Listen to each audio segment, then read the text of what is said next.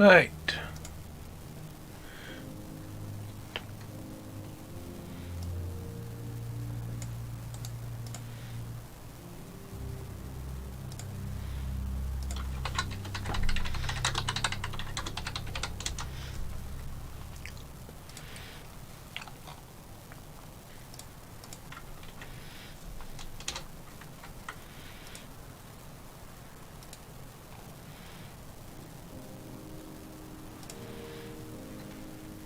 Okay, let's hit continue and get started.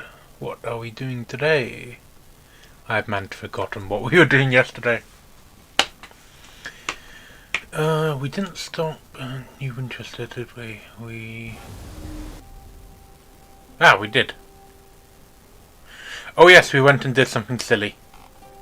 What do we have in our inventory? We have a load of unseasoned hours, which the nature reserve wants. Jolly good.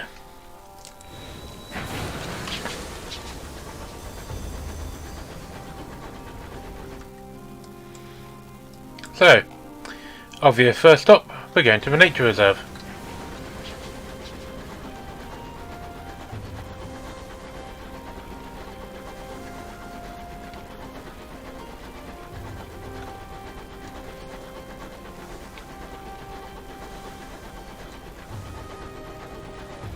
Ah, scamp. You little scamp.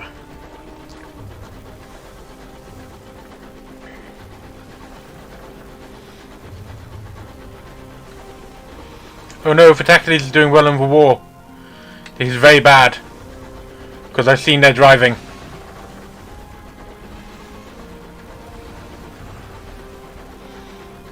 The UC Kamchatka. Always up to Sunless here. Sunless with a mild aftertaste of horror. That's a far better experience.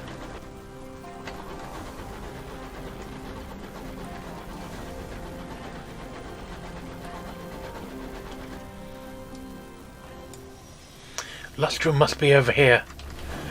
Oh, I'm really determined to find Lustrum.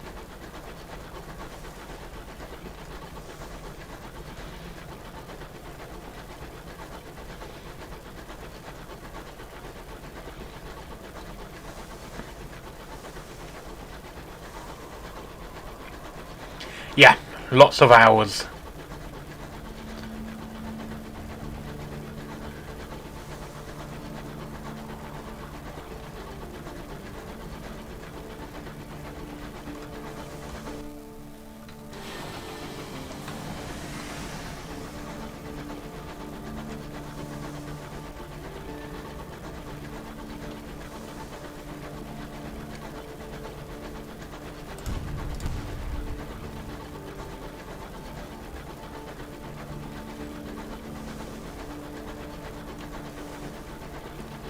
Oh, I love this branch effect, these branches.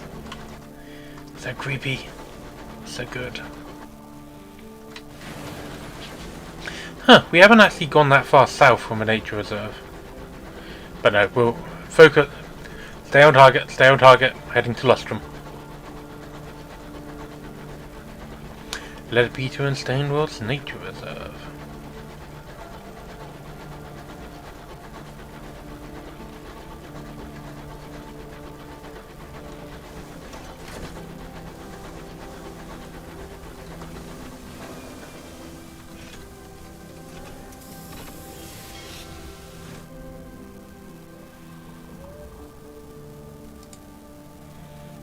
Right, converse with fellow captains.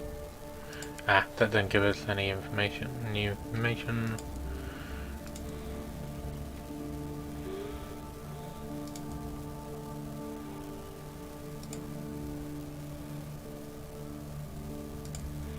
Let's take a quick trip round, get some sky stories.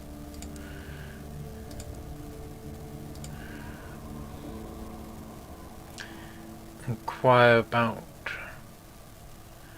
Nope, need to wait a little bit longer.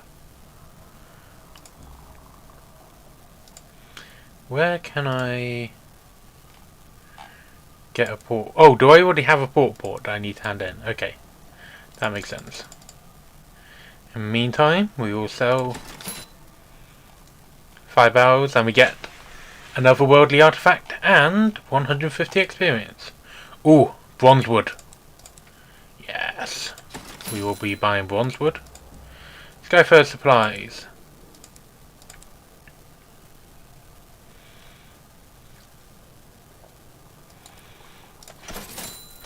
We will also be picking up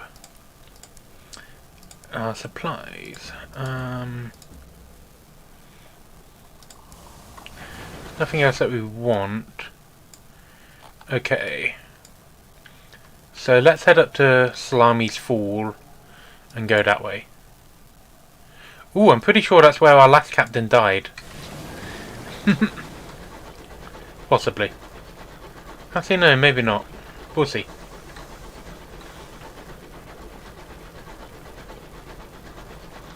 Because our last captain was Campbell. Oh no, I killed Maria Campbell. The stream appears to be running well today, which is good. Oh, there's an Imperial Dreadnought.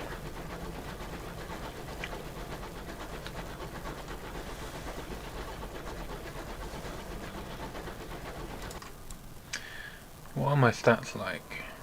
Okay. I think once we get everything up to 25, then we can start really equipping our ship with the best stuff we have access to at the moment.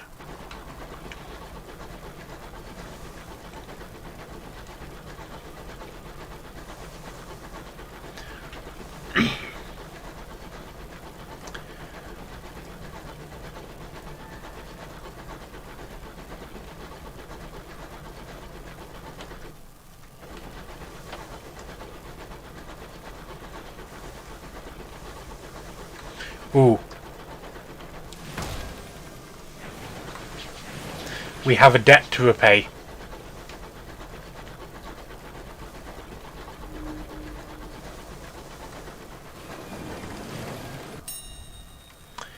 Right. Resupply the cache.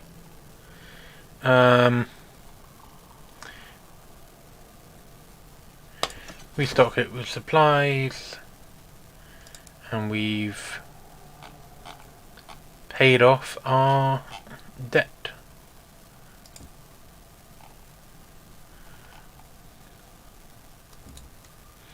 And we've raided the... We've looked at the logbook to... yeah, but too recently. Failure! Oh. Your doubts are hungry tonight. They seize upon your past decisions one by one, worrying at each like wolves at a lamb. Sleep is impossible. When your shift arrives, you arise haggard and unrested. You splash water on your face and wonder what mistakes you'll make today.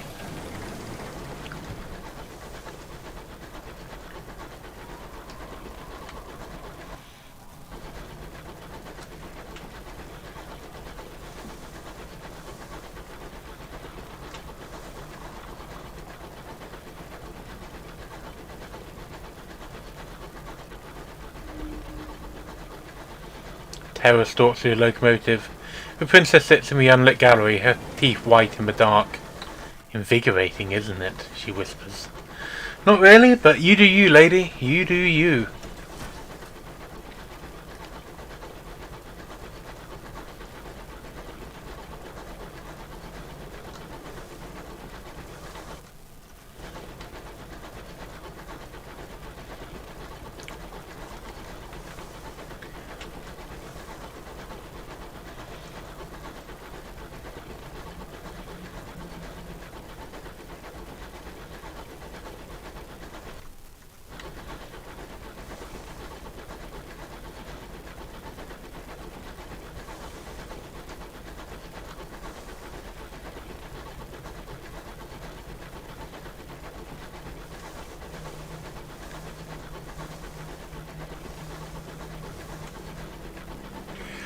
Oh boy, she gets even more as we go on. She is a lot. Oh! Oh,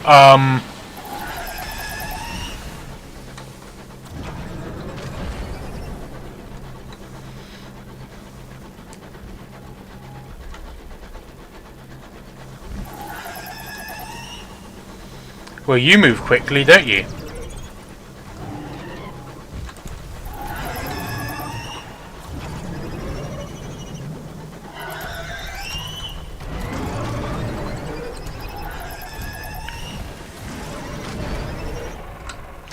Yep. Okay. So, that was one of the species of the Masters of the Bazaar. Oh boy.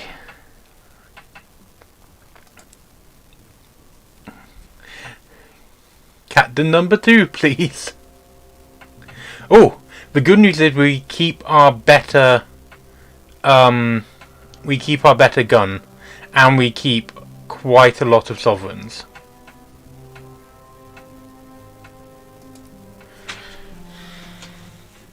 No, definitely not a bat friend. Who were we this time?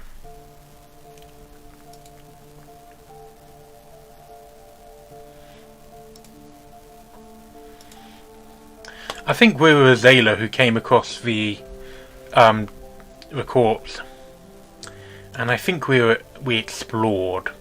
Yours were far, lonely journeys. You endured nameless hardships. You ran your crew in face of uttermost uncertainty. And once again, we are going for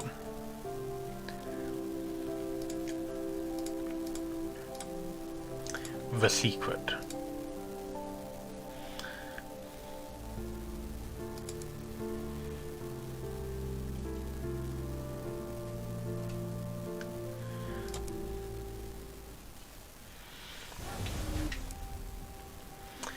Right.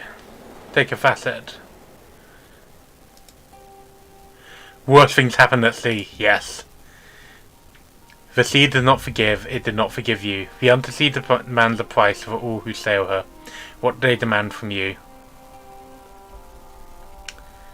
Your home. You returned from a voyage to find your home occupied by strangers.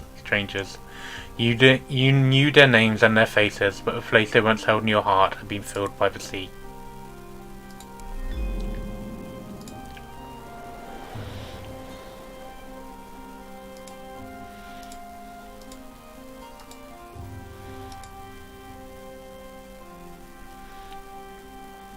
You lost your mind once. They put you in a splendid hotel managed by a cheery gentleman who would determine when you could leave. I think I just learnt to lie. How colourful the other guests were, how red the curtains, how gold the fittings, how secure the locks. Eventually you were allowed to leave, but was your recovery genuine?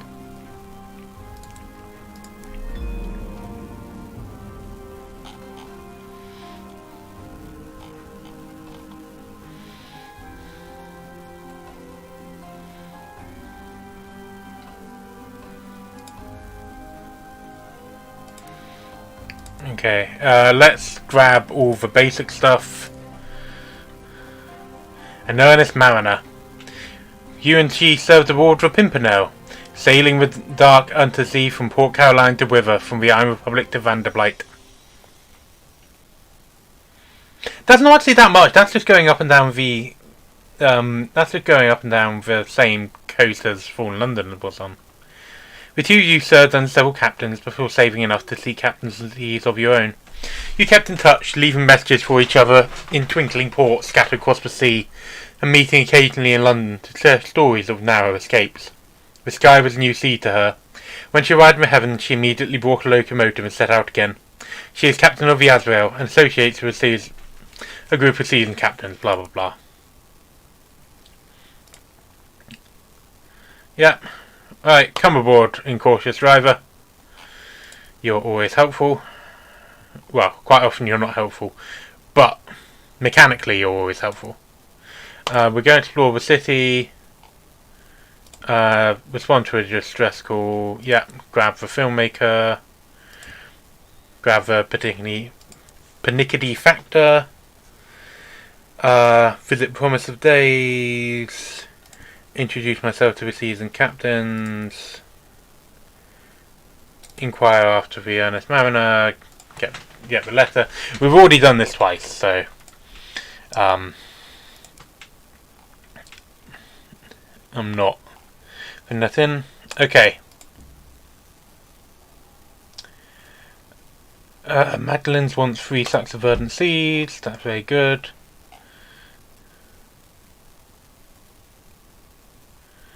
Caroline will pay 150 sovereigns for each of up to 5 hours of unseasoned hours. Yeah, why not?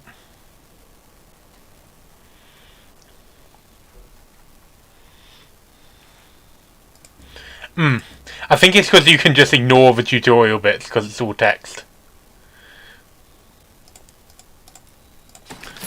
Buy that.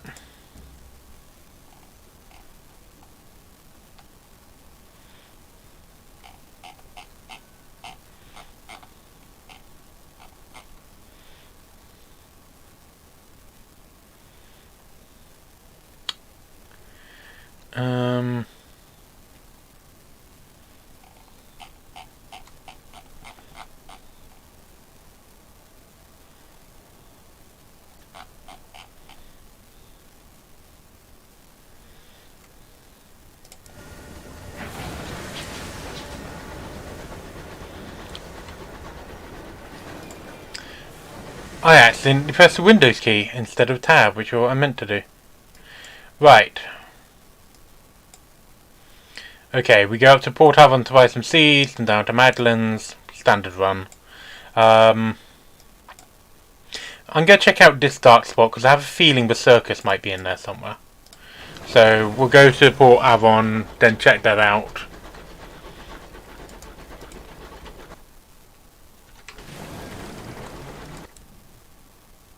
I forgot to mount my gun. Slightly annoying that they don't do it for you, but oh well.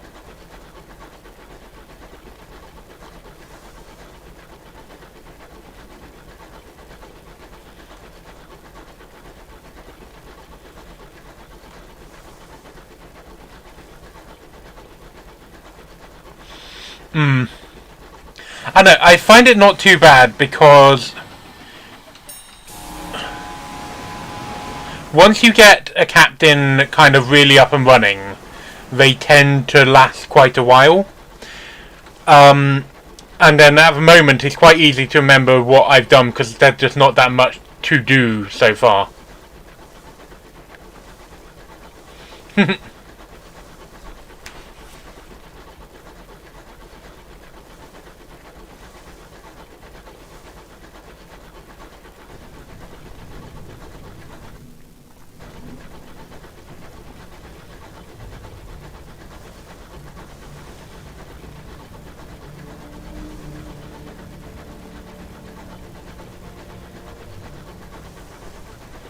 A distant nebula surrounds in this place, its light as mellow as melted butter.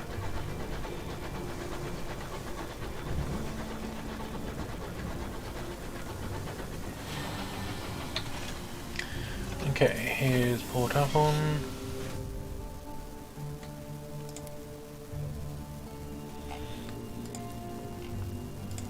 Okay, we want Port.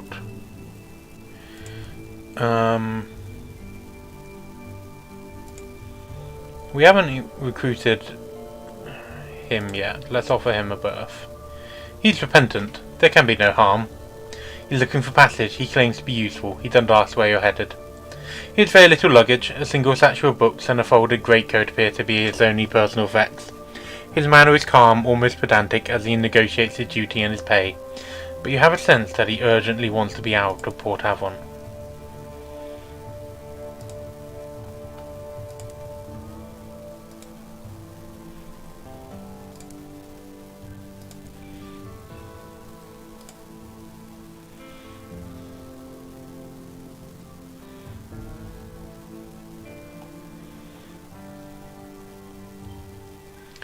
Speak to a short-sighted cryptozoologist. She perches at a storeroom corner, staring at a map of Reach.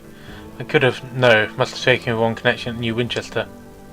A tiny figure weighed down by 2 backpacks and a heavy duffel coat looks through thick glasses at a map and then up at you. Excuse me, I need passage. I don't suppose you could help me. I'm on a trail of unusual beasts. I can pay you for your time. Where do you need to go? Lustrum, beams the short-sighted cryptologist. She leans in conspiratorially. Then, realizing she's whispering to one of the inn's wooden beams, leans over to where you actually are. I hear there's a curator who lives there with the people, Mr. Penny's. I've always wanted to meet a curator, just safely. Let us intercede in a mushroomy matter.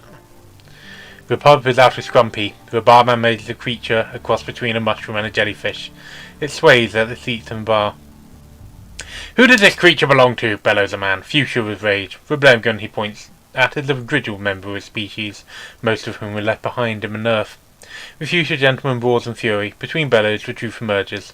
The Blemmigan is no one's pet, and far worse, no one will admit responsibility for its tab. The Blemmigan is unconcerned with the tumult. It nods at Cap at you with grim respect, then flops the tentacle into a mug of stout. It stares bleakly through a window. Yeah, let's settle its bar tab. The Blemmigan is looking on to sign on for one last journey. If you settle its bill, it will join you on your locomotive. We got a mascot. As a fuchsia gentleman inflates for a particularly prolonged diatribe about ill-married captain their sordid pets, the Blemmigan climbs to a bar top to consider your face. It likes what it sees. With a sound like a shoe being pulled from a swamp, the Blemmigan finishes its drink. It clambers up your arm till it reaches your shoulder, from where it directly to the door. It is experienced in surviving cold of the heavens and the heat of those too cowardly to reverse them. It respects you. It will serve you well. Right. Bizarre. We've run out of... wait. We need to go to the hold... Oh, that's why we can't use it. We need mirrors at 25. Damn it. Can we... let's sell just some fuel. And then we can buy all of these seeds.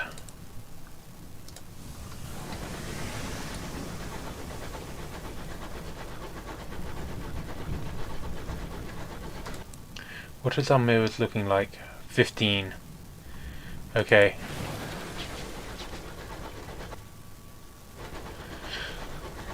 Or we'll just have to make some discoveries. Zoom around with no weapons. Okay, we'll do a safe trading route. And then we'll head back to... what's it called? Your newly acquired Repentant Devon... Repentant Devil is standing, most unrepentantly, over a body in the hallway. Inspector's deceased. You don't recognize him. You haven't seen this person before. One of your crew, but the deceased is no one you know, a stranger on a locomotive. Peculiar luggage you brought on board, says one of the crew when some others gathered. Wouldn't afford to be fit in your little bag. First, clean up. It won't do to leave body in the hall. Then, your repentant devil can't explain himself. He's still got blood on his cuffs. He looks younger than most devils, but he is significantly older. His gaze is bleak and yellow, a wall against speculation. He grooms his sideburns artfully and knows how to be tactful with less seasoned members of the crew. Ooh. Lowered up. He was a stowaway, explains Devil indifferently. He'd been stalking me for more than a month. I thought I'd lost him when he came aboard, then he turned up in my quarters. From the body, he has lifted a clanking bag of souls. Perhaps he was sent to bribe me rather than to kill me. He tilts his head to consider the soul collection. Apparently thinks I'm a cheap hire, if so. The devil gaze reverts to you. I regret to say, this is probably not the last time this happens. I may be destined to attract negative attention.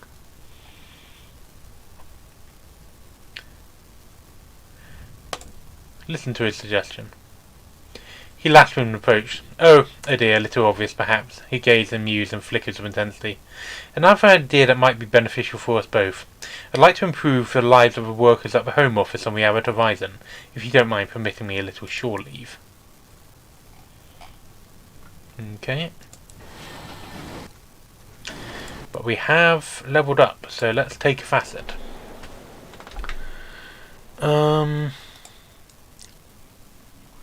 Oh!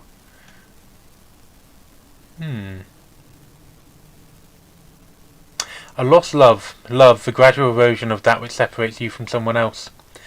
The fitting together two lives as intricately and intimately as the threads in a tapestry or the cells in your skin. And when one of those lives end, what remains of the other? This goes in with the what I lost at Z. Like a gnawing ache, a hole in the heart. You feel always that something is missing. In the middle of other things, you'll look up and around and remember that they will never be there. Yeah, it's a dead body, but it's also, importantly, a stowaway on my ship. So, you know. And I've got a full crew compartment anyway at the moment.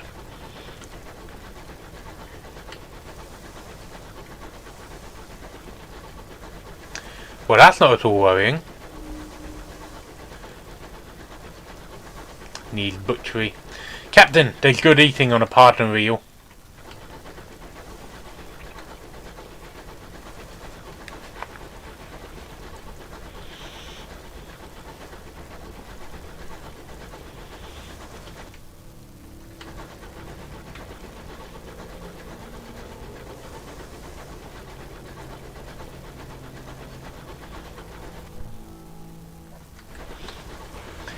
It's my favourite kind of murder. A murder I don't need to care about.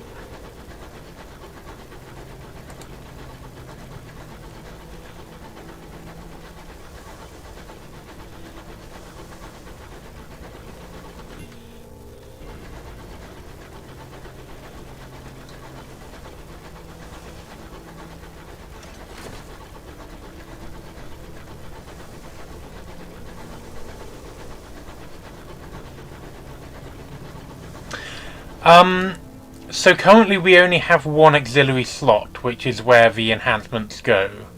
But I think we can have any level of enhancement on any level of locomotive if we have the right stats for our captain.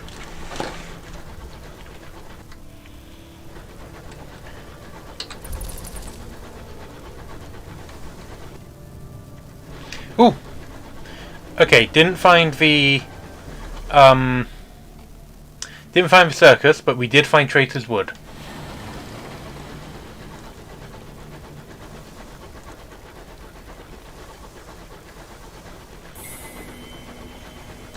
There's the dock, Captain.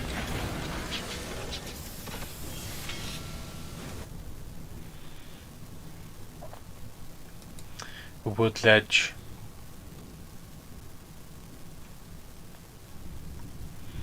Hunting Traitor's Wood. Success! Noble ends. A keen-eyed stoker spots track leading into wood. You followed them. Birds cry to the canopy ahead of you, started by something moving. You quicken your pace. Your quarry slows, allowing to catch up. It stands in a corpse of silverwood, a proud stag with its many-tined triple crown.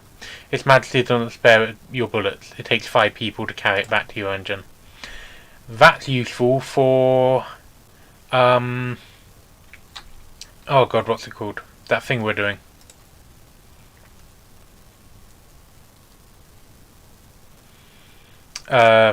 When we go up to High Brass, and then we need to go down to the nature reserve.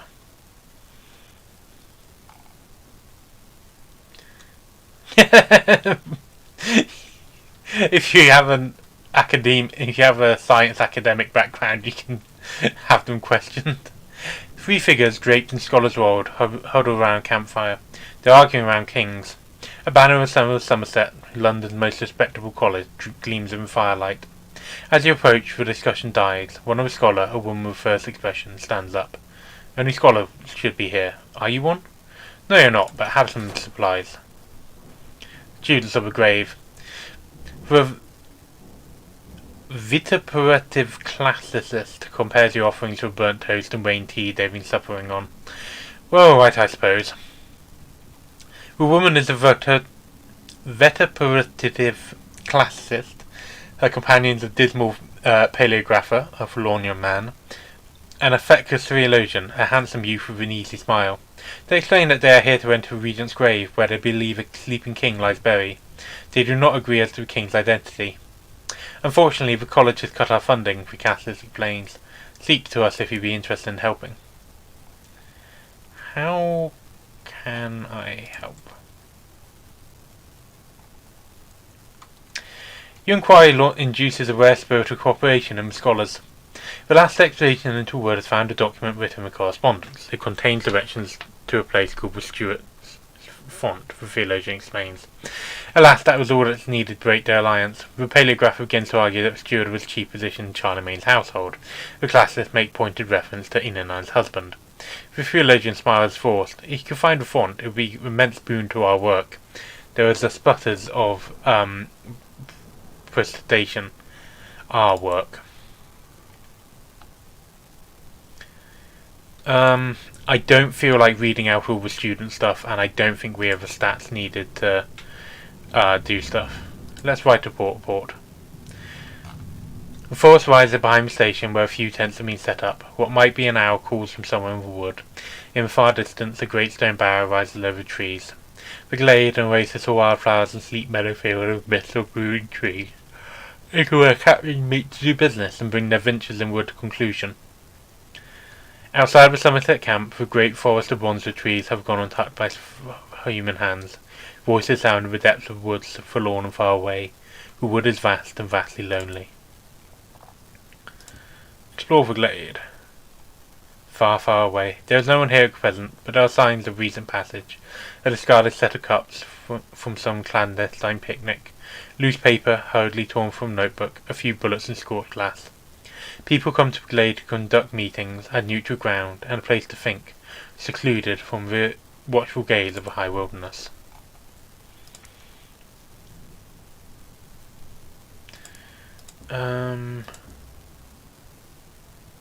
Okay, we can stock up on supplies. Yeah, supplies are just always useful.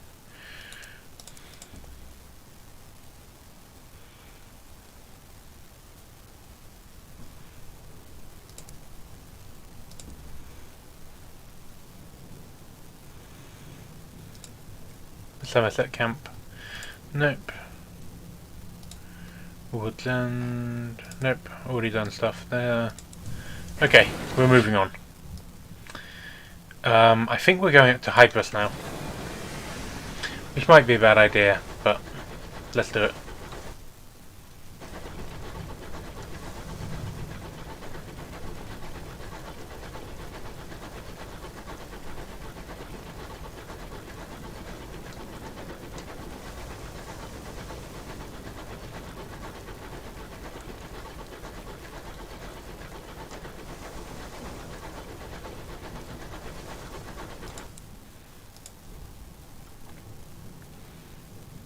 Let's gamble with the incautious driver.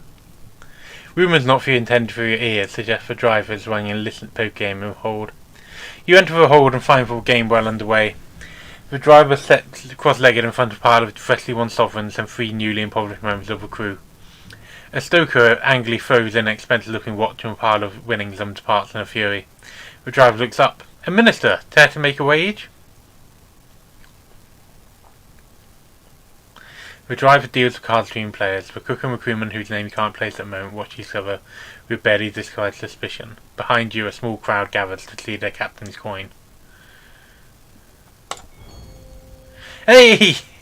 Had like a 19% chance of that. You spread your cards out. The driver plays with instinct rather than strategy, betting everyone on what turns out to be a terrible hand. Your luck is stronger, and entire royal succession stares up from the table. The old competitors can only grumble as you acclaim the pot. "I hear you used to be a test driver," says the quartermaster. The driver nods. "You never thought it. As a child, loved my trains. Very ordered. A safe little space where they could go round and round, and nothing could go wrong.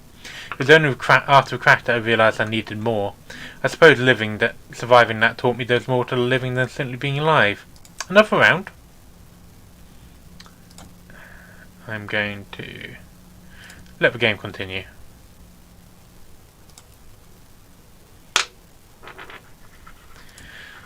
Listen to the driver's suggestion.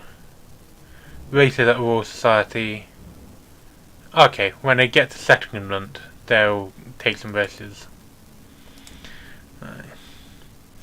Converse with the incautious driver. They keep scratching their ears even while driving. A nervous tick? Or perhaps a sickness that might spread amongst the crew. What? Oh, yes. The driver distracted again. It's nothing, just a little earache, I'm sure. It comes and goes. Their knee trembles with frustration being pulled away from wheel for even this sort of conversation. See? All fine now. Recommend visiting a doctor. Not necessary, for the driver protest striking to their ear with new force. A look of pain flashed over their faces for a moment. Perhaps, my family knows a specialist in New Winchester. I think Father owes the building. I think I can call in a favour.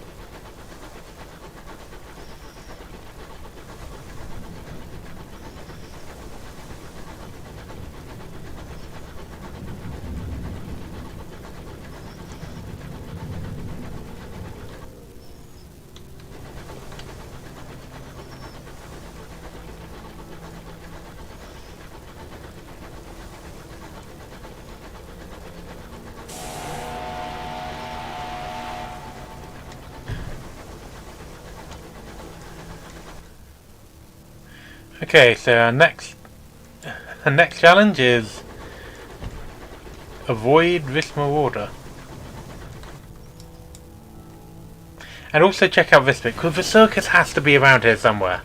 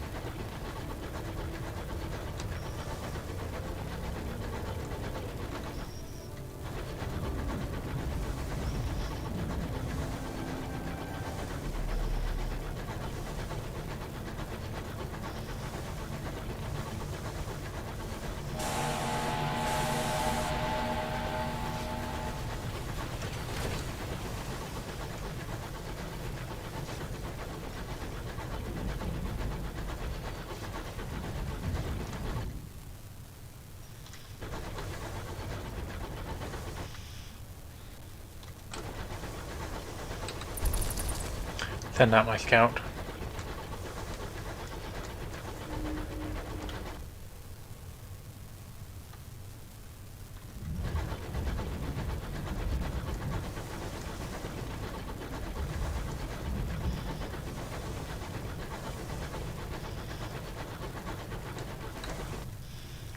Unless an update moved for circus to a different area?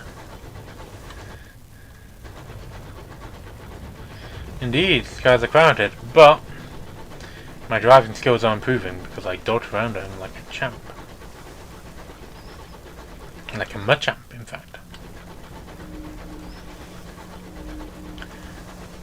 A solemn silence lies around these hollow, haughty ruins.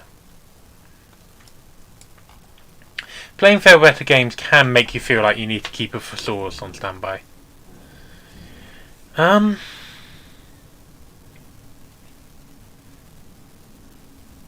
Alright, I think if we go down to Magdalene, if we stop at Port Avon and grab some supplies and fuel, then we can go down to Port Prosper, do all the various things there, then go to Magdalene's, trade in that stuff.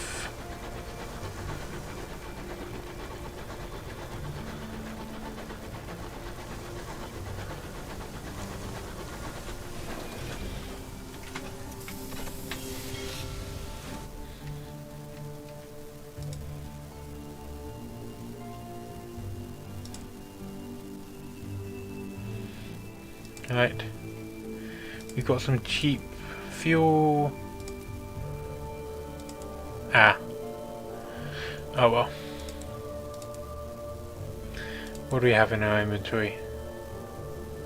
Okay, yeah.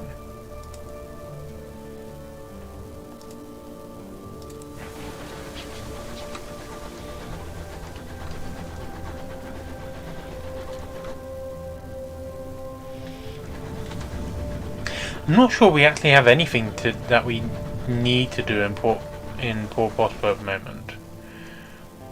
It's not that far out of the way, so I might just go there to pick up a port report and see if I can grab anything else useful. Might check out the relay as well.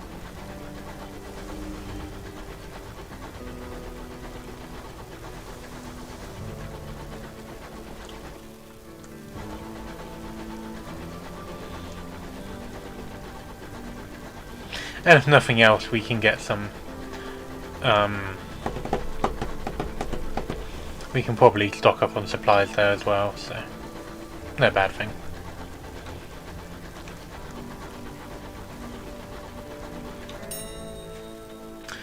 Okay, let's read the ledger.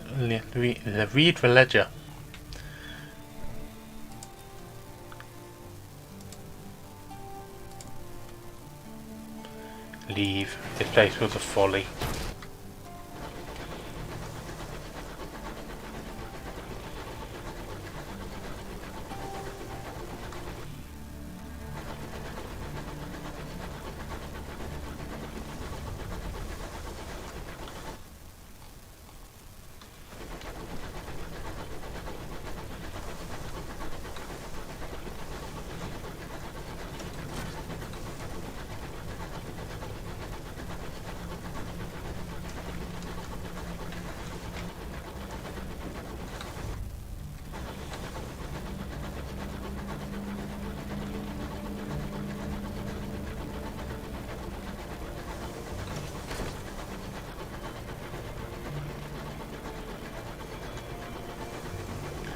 Memorial to the unknown rat.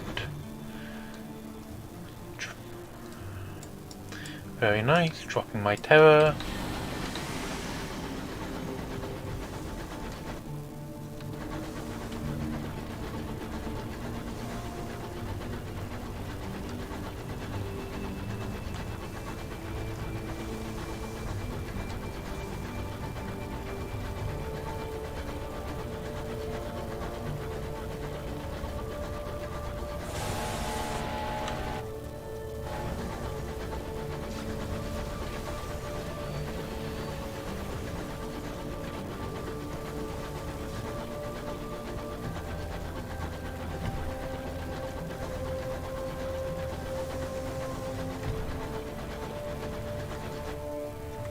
Lots of times if you're running away, as long as you don't let them get exactly behind you and keep kind of moving, you're pretty much fine.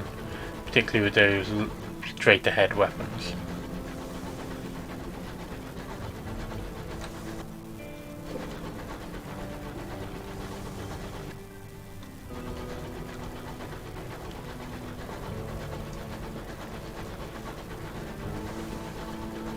I really like the parallax effect they have in the background. It's so good.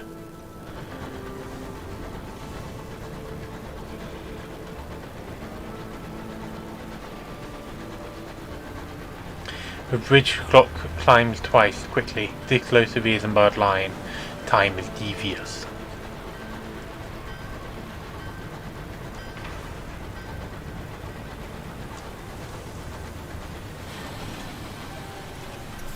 Right.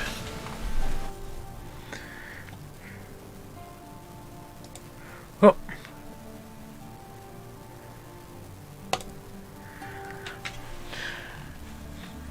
Grab the incognito princess, because why not? I mean, there's several reasons why we shouldn't, but...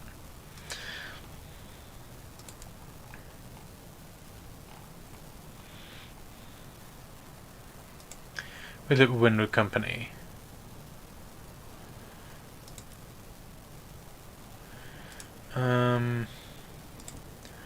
Right, Port Prosper.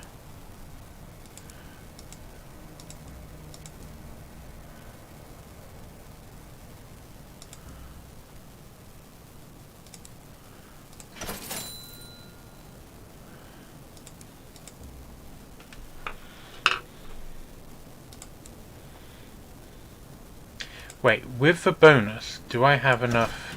Yes! Okay. As long as we don't lose the incognito princess, I think we're okay.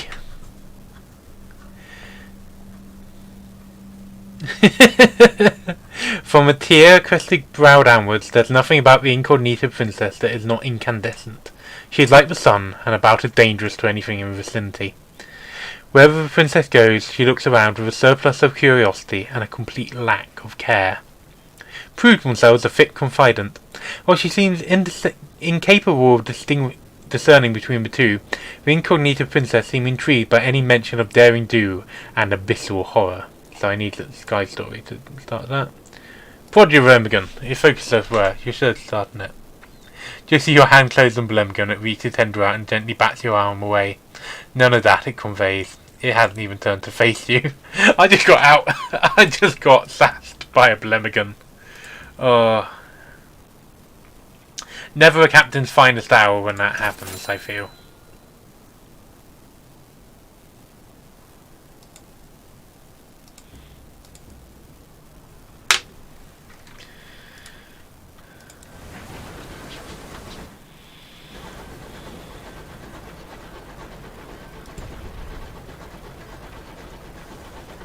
The good news is we now have a gun.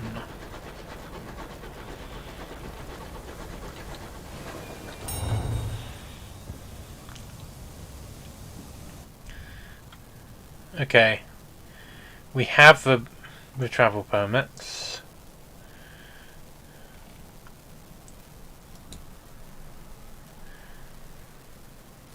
Okay, so a stone edifice scintillating with signals is encased in a contrivance of steel and brass.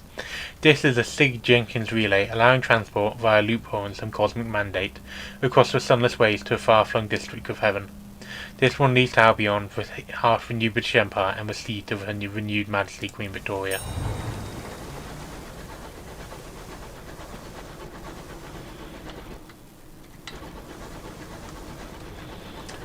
Don't quite want to go through there.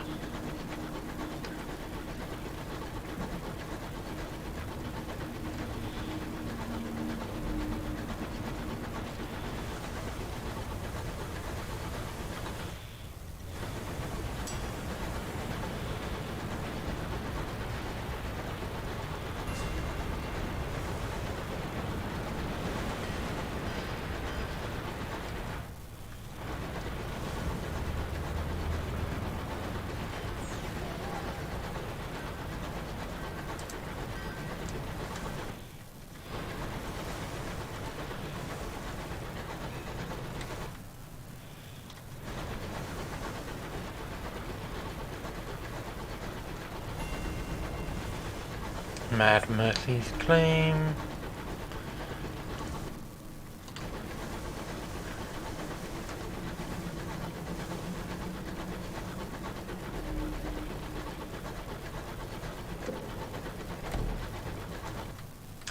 You can't scoop that.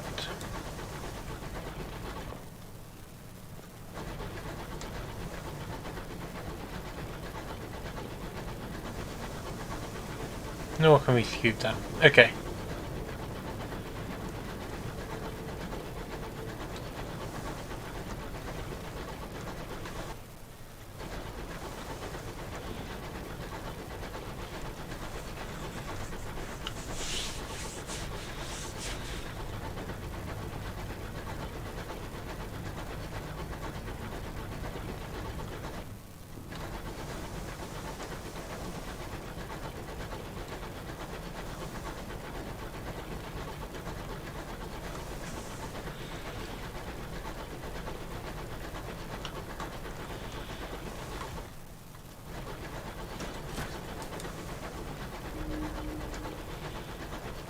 Frantic attempts at colonization dot the sky, funded by the Assembly government.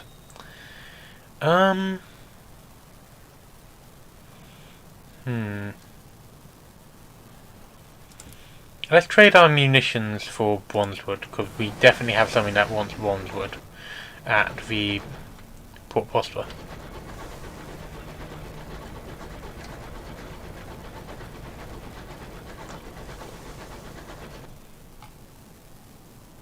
We are heading up to Magdalene's. I'm just taking a circuitous route, as is my wont. And quite often, as gets me killed. Which is unhelpful.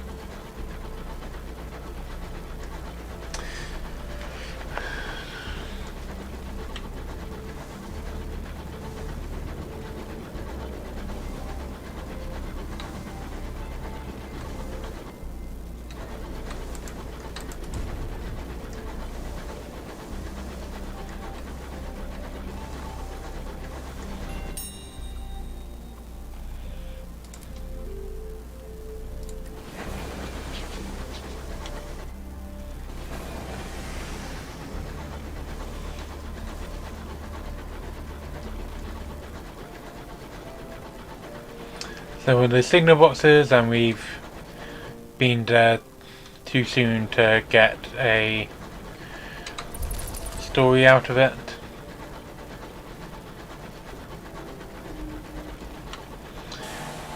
You prod your bat. It begrudgingly admits to finding something.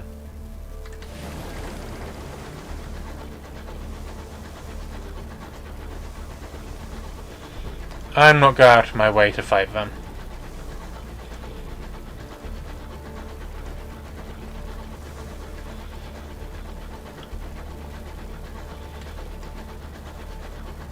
I should start fighting things more, just because it's less expensive to fix up than in Sunless Sea, and they do give you experience, which is always good.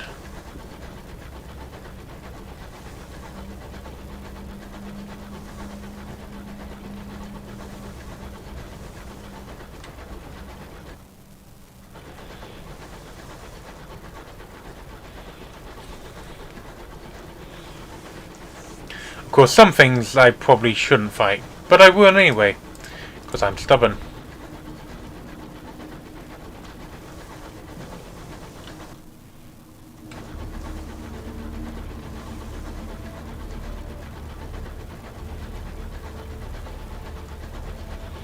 King Tanqueray have burrowed into mossy walls. Your signaller orders double shifts upon watch.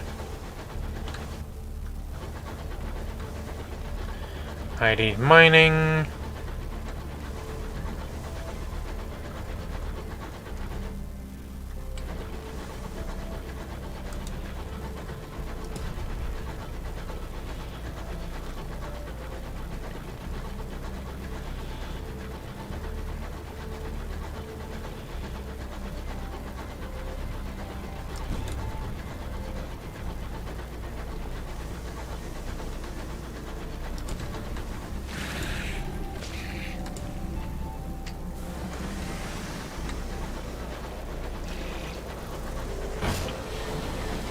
Ah!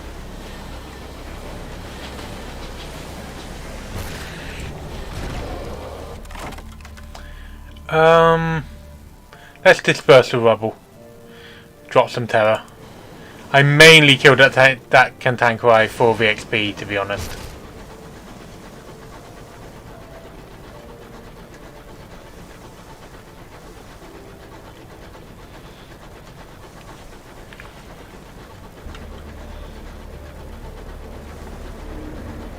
That's all it takes. Oh, we're going with the Peacock Wind. That's helpful.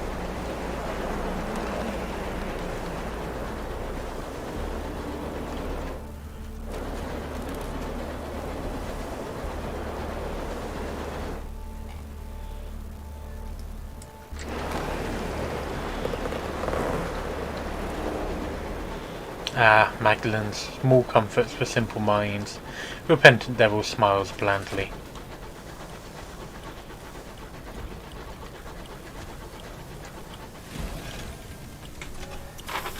Right, let us dock and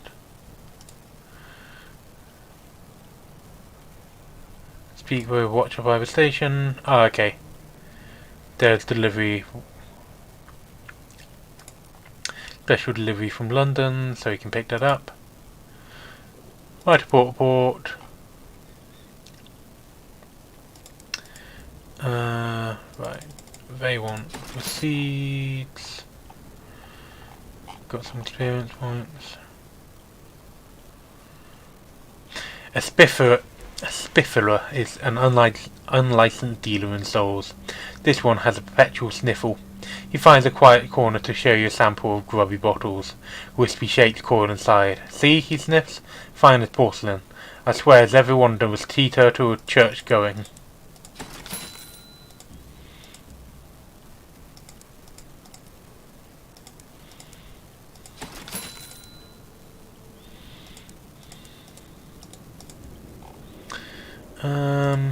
Keepsake market.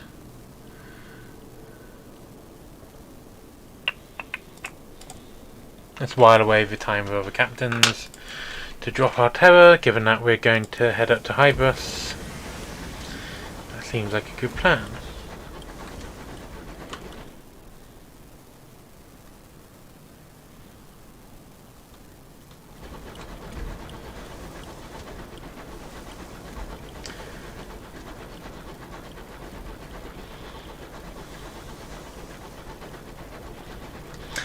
I think the state of the war carries over. So I don't think the company house is actually open. I think the company house has permanently moved.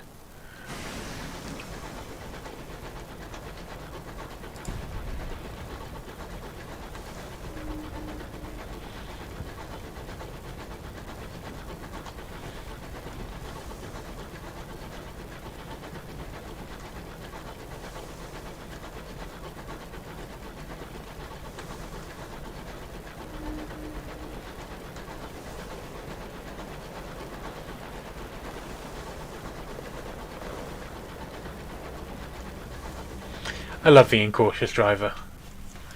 I think I find them very annoying in real life, but I love them here. Ooh. Actually, importantly, we're just going to nip to Titania. For one very important reason. We're going to kill some bees and try and get some honey. Which we can take to Port Prosper. And we'll grab the stuff for Magdalen's, and we'll also take our bronzewood and some honey to the foreman. And complete that.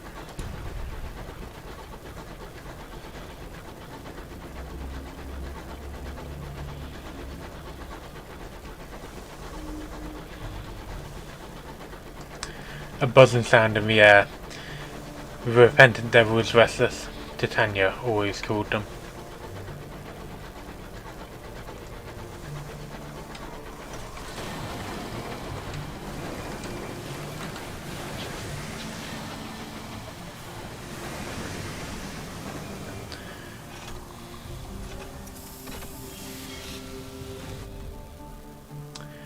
Right.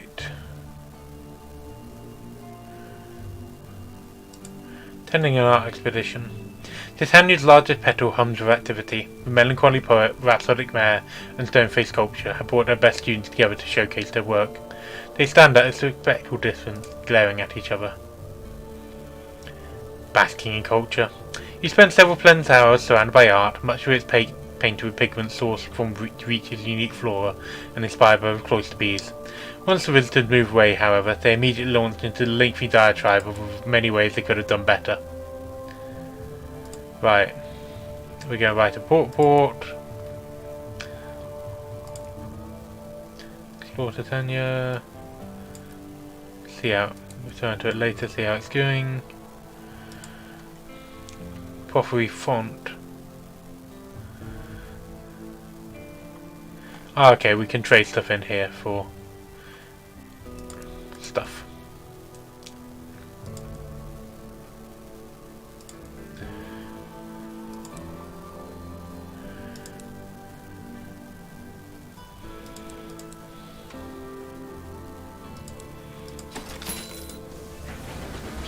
Reason that I'm getting hours, not honey, is that I'm pretty sure usually around here you run into cloister bees, who I know we can kill fairly easily. Or if not, I'm pretty sure I know where we can go to find them, because there were a load along here, weren't there?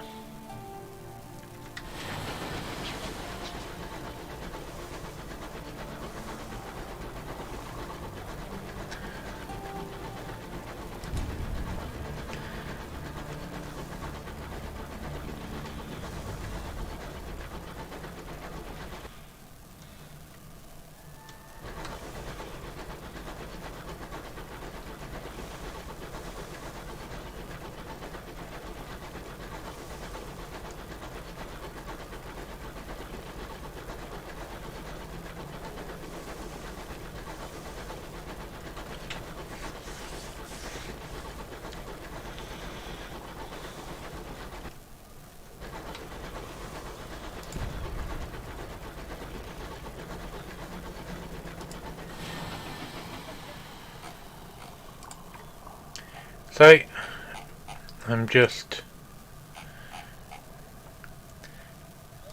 Sorry, Discord just gave me an alert. Which is nothing to worry about.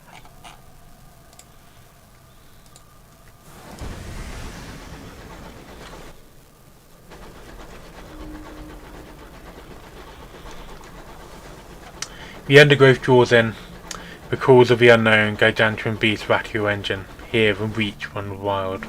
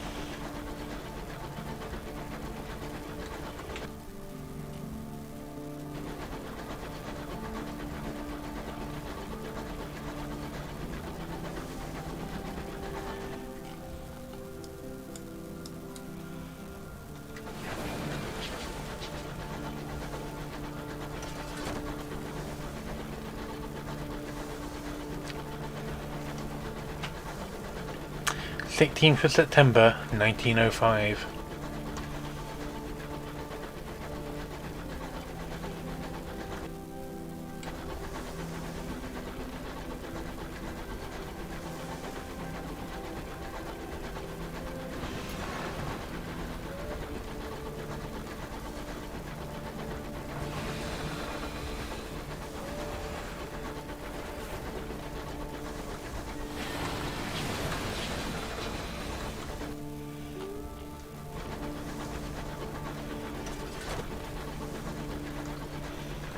A strong argument against siding with Dactyles is still there steering.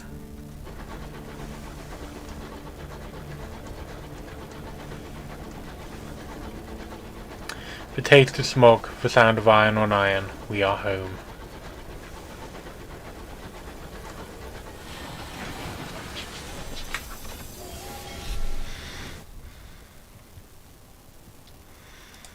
Ambition because leather. Need to use other secrets. We'll get there in a sec. Okay.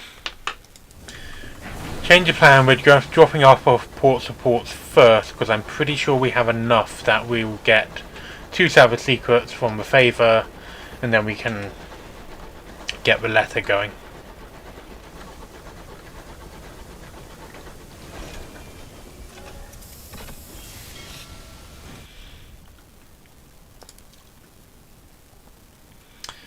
Right. Deliver my ports. Page 500 sovereigns. Trade favour for salvage secret. Trade favour for salvage secret.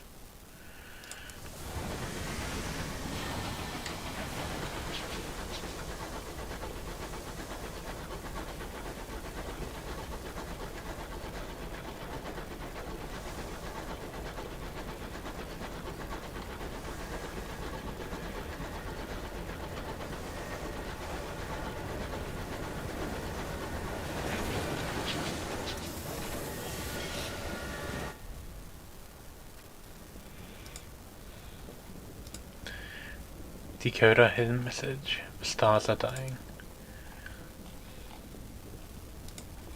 Explore the city. Escort the incautious driver to their family doctor. A silver plaque on the door bearing only a name indicates this is the address of a new Winchester's most exclusive practice. While the doctor conducts an examination, the driver asks you to update the old records with their current employment. You take a moment's pleasure in the driver's relative middle name, pass over field and gender, as straightforwardly crossed out. Their address was last an eyebrow-raisingly prestigious new Winchester townhouse. You mend it to the name of your locomotive. Ah, the doctor says, peering into the driver's ear. A case of verdancy, a fungal colonization of the brain. Not common on the reach. You've noticed uncharacteristic impulses, changes in behaviour? She eyes the driver's sky-suit and scars. The driver nods. Yes, the spores root deeply in the brain. Attempts to extract them have had less than satisfactory results. I'm afraid the best prescription is to entertain them. Take them where they want to go. See the things they want to see. Typically, a little travel does the job. They'll soon lose interest. Right. Repair locomotive. Fully repair hull. Bazaar. Yep. Ooh! Port Prosper advertises the auction of literature. Very nice. So we'll sell off our souls. We want cage catch. Sell off our barrel of hours.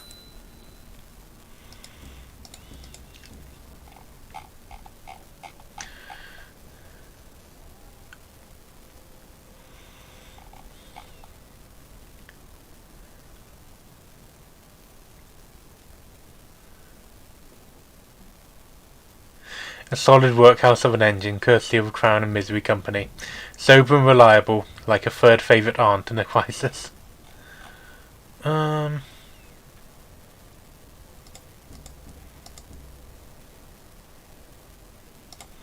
going to put the cage catch in there. Then we're going to go and buy... Actually, let's do this properly. Right.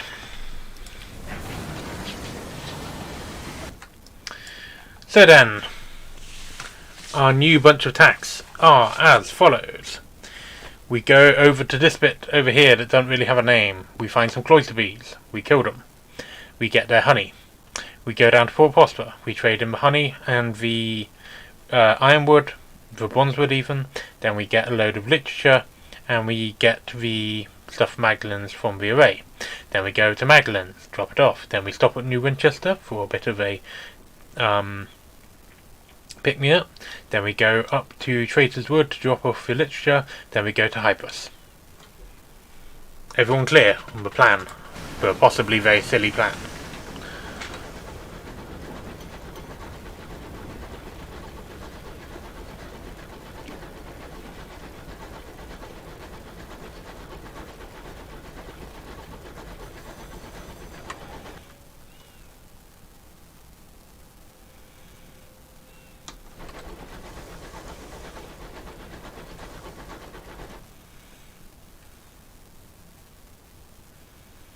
And of course, we'll pop into Port Avon on our way to grab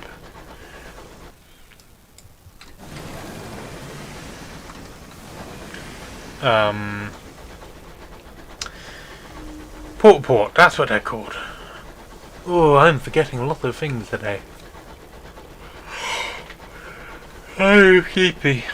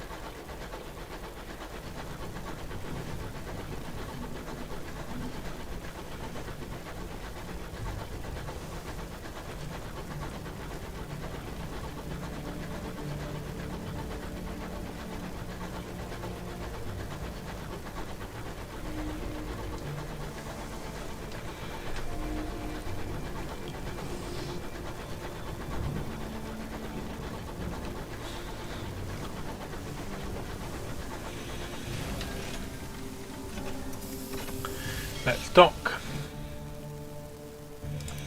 Port Avon, right to port.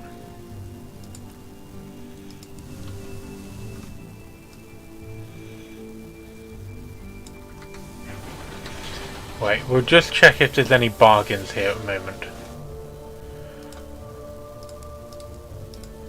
Nope.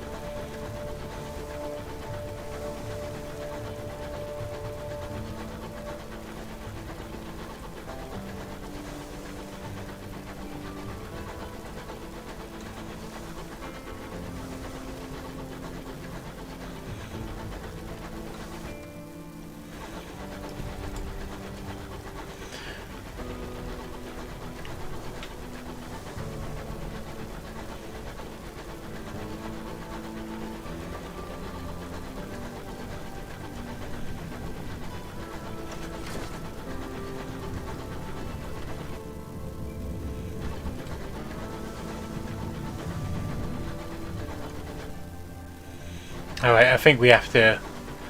So we're going by Traitor's Wood, but not for any particular reason, just because that's where I end up going.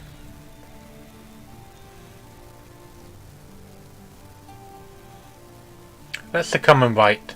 Nostalgia is full of melancholy, and melancholy is a fruitful muse. Maybe you will be inspired. I gain one moment of inspiration. The storm that speaks is uninterested in you. You surrender into a welcome embrace of nostalgia, create brass into gold, cruelty into glory, and hardship into virtue.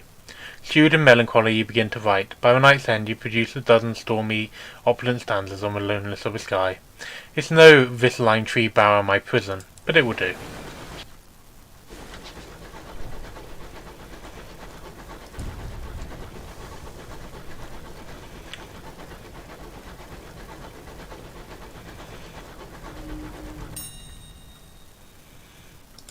Let's mourn the dead and move on.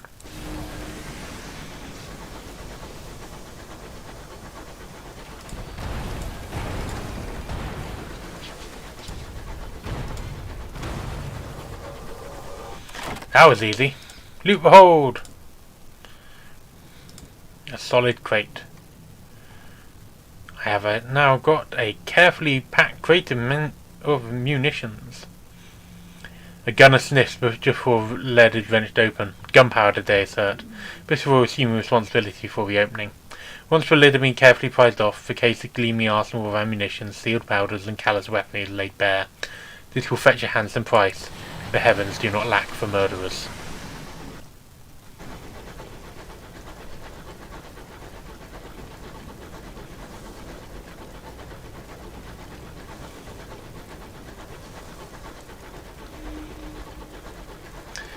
The princess looked concerned.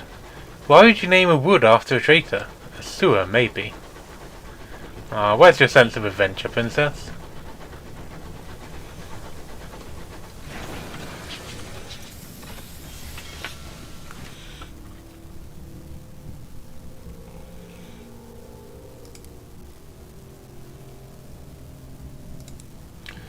No, we don't need anything there. Let's write a port board.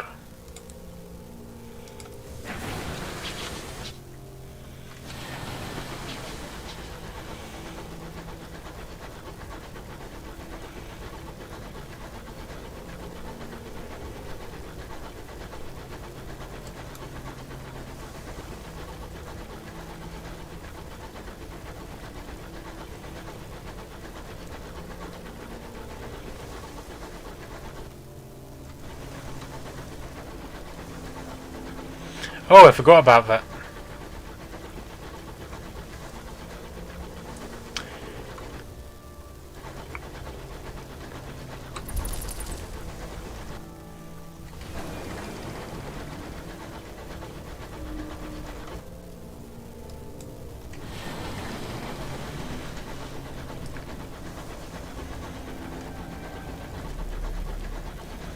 We're going on a bee hunt, we're not scared, even though they can do quite a lot of damage to my locomotive.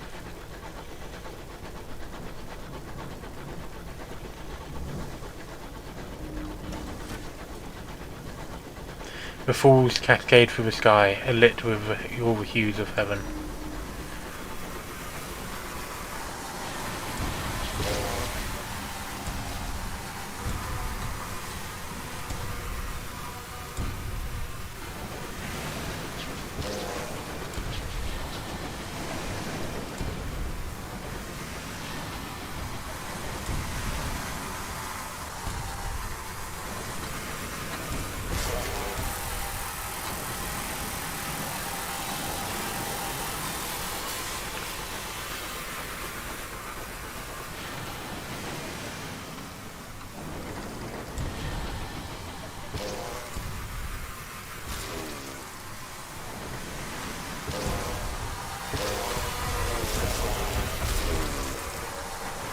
Took a bit of damage, but we also took down 2 bee swarms, so I'm calling that a draw. We're about to get honey from here, so I can spend this on the experience. Very nice.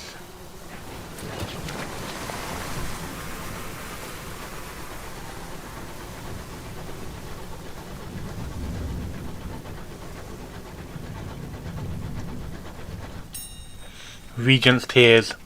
It is said that the lake at the top of Regent's Tears had created properties.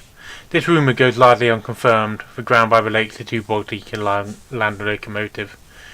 Instead, you must land on a sharp, slippery lake punishing. Follow the guide to the top of the Tears. A hooded woman, half concealed in the spray, waits by a waterfall. You are here for Regent's Lakes? She has a thick London accent. Yeah, we've got a 91% chance of succeeding in this. Upwards, upwards.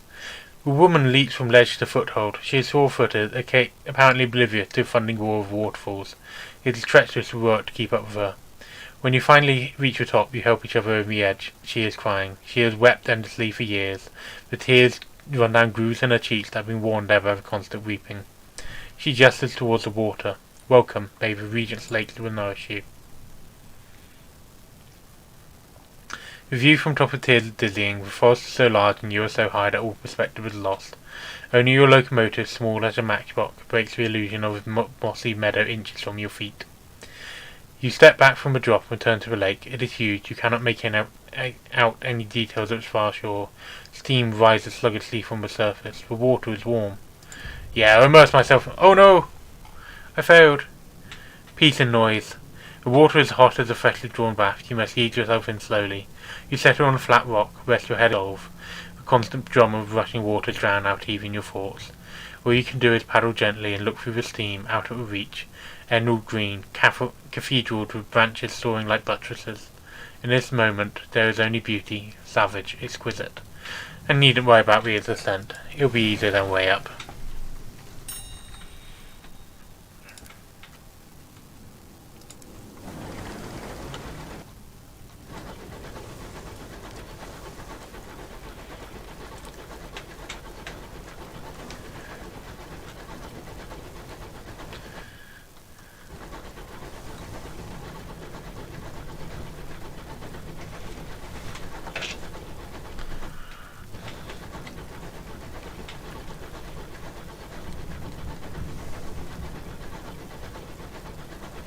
Didn't realise you could interact with the falls. Oh, Peacock Wind. Give us a little boost.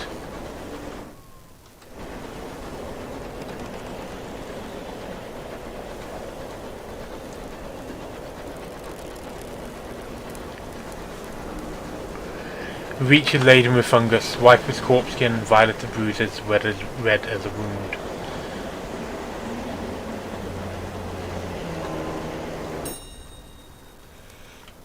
Right. In skyscapes and spore mass, your hull crews of porous asteroids aboard. The top half is veiled by a mesh of fungus like minty caroline. Lichen of all shades cling to the underside of rock in iridescent coating. Steady fungus! Oh no! It responds to stimuli, but it's possible to identify exactly what. It emits an occasional puff of spores, and its pattern of growth seems subject to changes. But what? And how? Infuriating. Still, every failure is a possibility ruled out.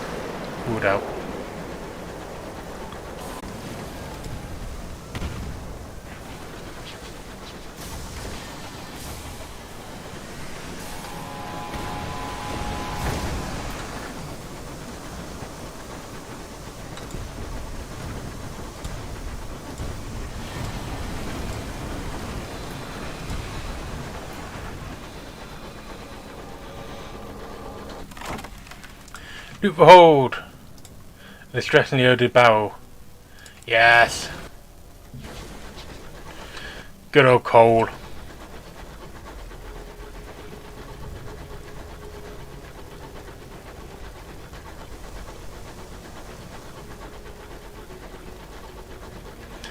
Not high enough to level to be worried about record possible.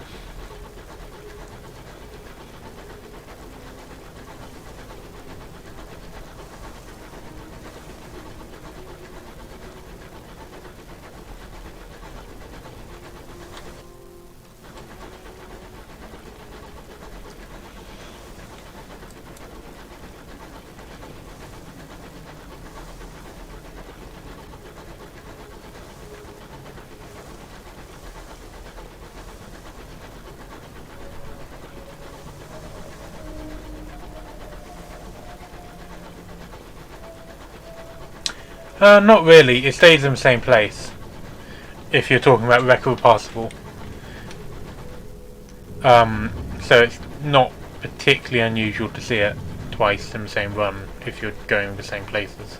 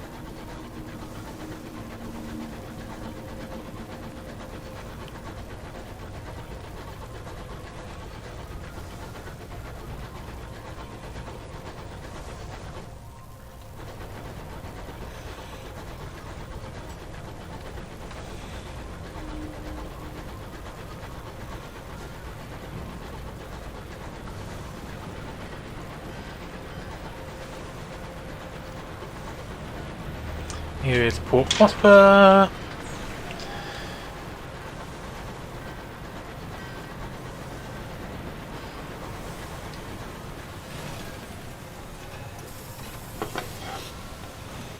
They really do. Right.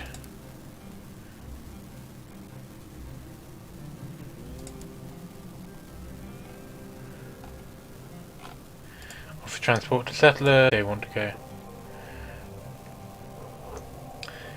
Leadbetter and Stainwood Nature Reserve.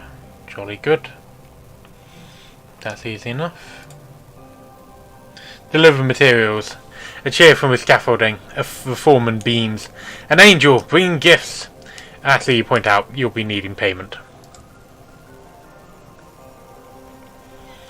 You're paid extremely well for delivery, and the foreman shakes you warm by the hand.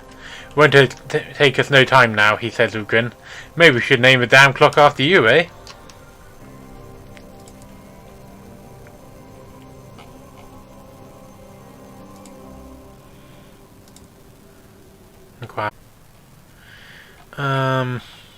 Okay.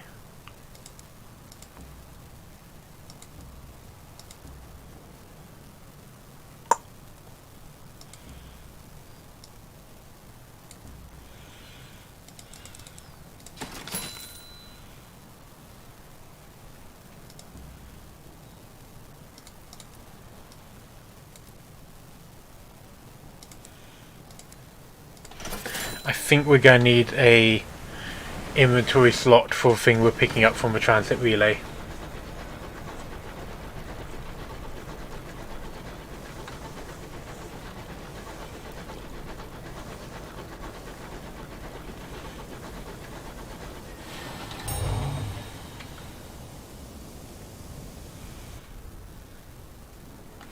Check on relay package.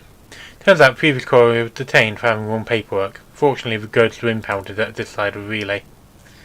Sign here. Reward custom officials are glad to clear some space in their cramped office. As long as you don't want to travel between regions without the appropriate paperwork, did cargo. This package had been serving double duty as a card table for last week, but now it's yours and people in Magdalens will be glad to receive it. Right.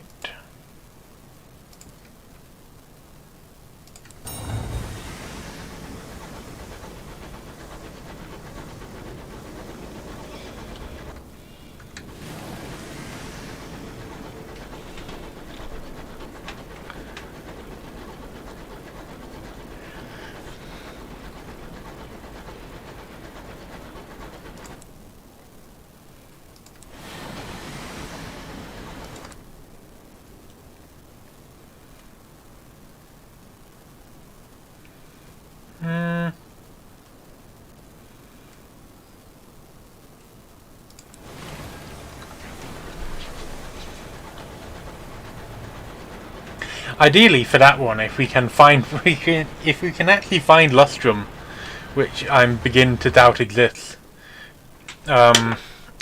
our prospect to deliver some hours to Carolyn, which I'm pretty sure will be near Lustrum, will be fine.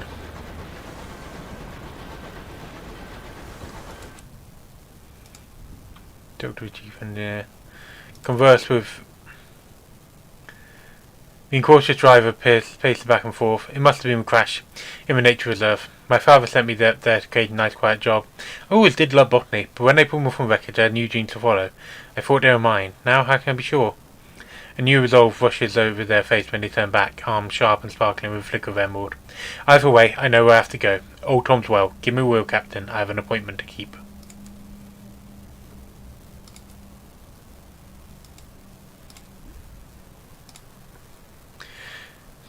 This hire wearing Force of Nature is definitely not the princess. Definitely not.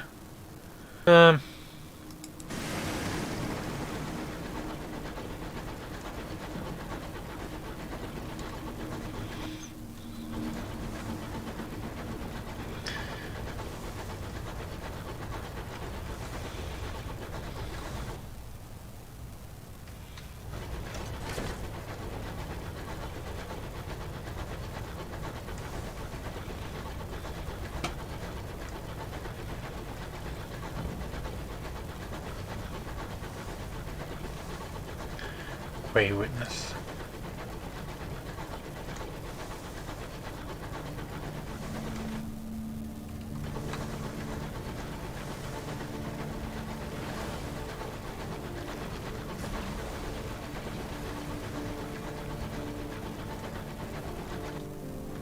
Yep, it's one of those possessed ships. Jolly good.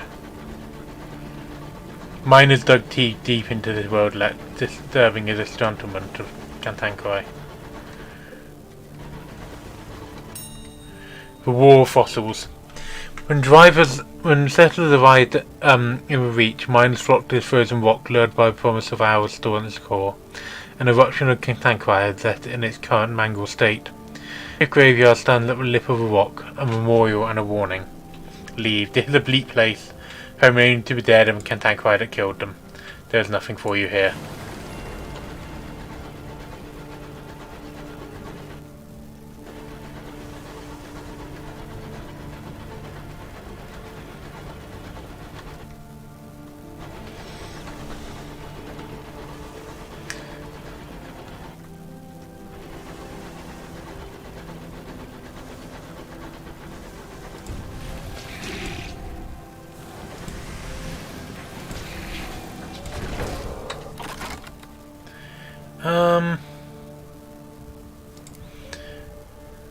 Oh, failed.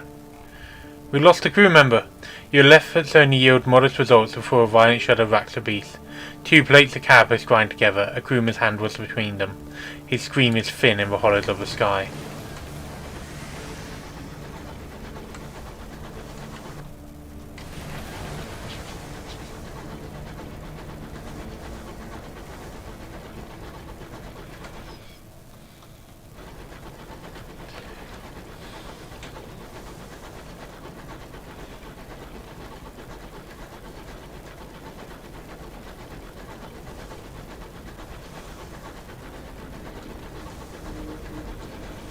Finally, Magdalene's. A hot bath and decent conversation.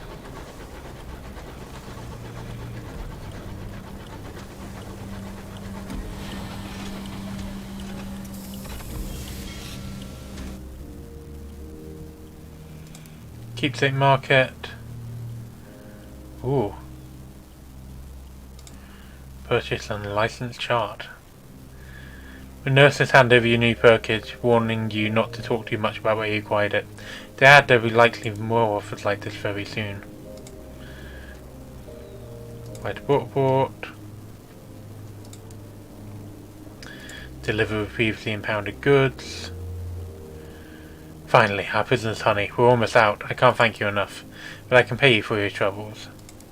Jolly good.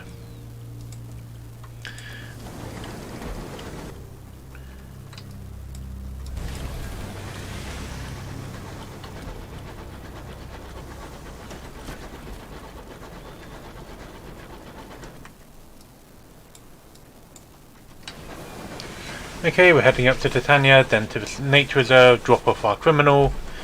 Then once we've done that, might call it a day.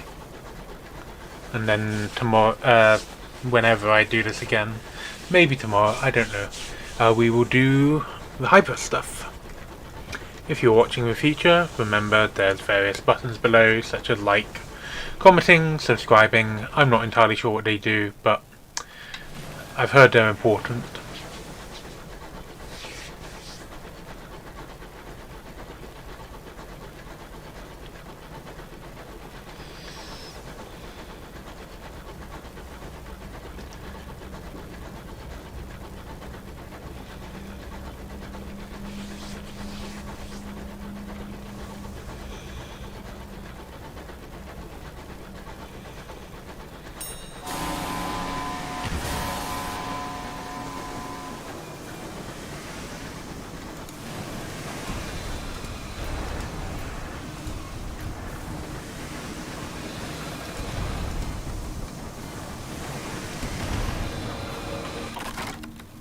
Loot. Scavenger parts. Gain some hull. You exhort your crew to get rid of their damn superstition and start drifting with Explorer. They begin dutifully and gingerly, but soon begin to treat the Explorer as the icon of all they fear, starved madness, with thunder of guns, a wild death in an empty sky. They rip out plating and spare parts in frenzied glee.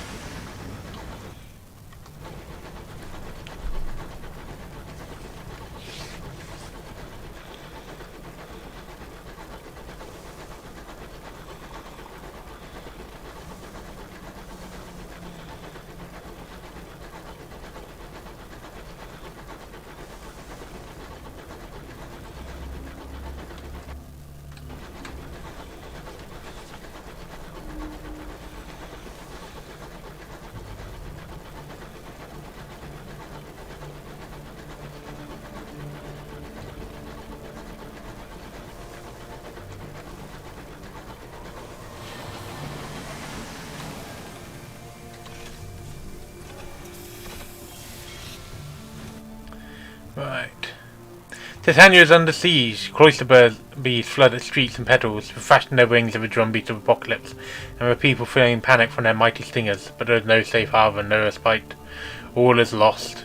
Help defend Titania! All hands, ready all weapons! Fire, God, fire! Silence in the space of half an hour. Plain song drowns lamentation and the fury of the mind. All the world joins death's hymnal, for those who proudly defy their fate, and those who beg for wretched mercy, those who raise their arms, those who buckle their knees. The cause to hive take the lyrics of poet yet unwritten, the unsung songs from lips forever now silenced. It is only fire, iron and fire that quietens the voice of carnage. But lo, the song ends only by its own accord. Once the nectar is gathered, the hive departs, and there is lasting silence. The port unfolds itself, welcome you ashore. Little remains of a port from now that the hives have departed. The crystal domes are cracked, the buildings beneath them lie in ruins. Survivors pick through the rubble for salvage, while philosopher proclaims of natural destruction and rebirth. The more practical poets glare dagger in their direction as they attempt to rebuild. The damage from the cloister hive doesn't appear to have dampened the mood. Right, report.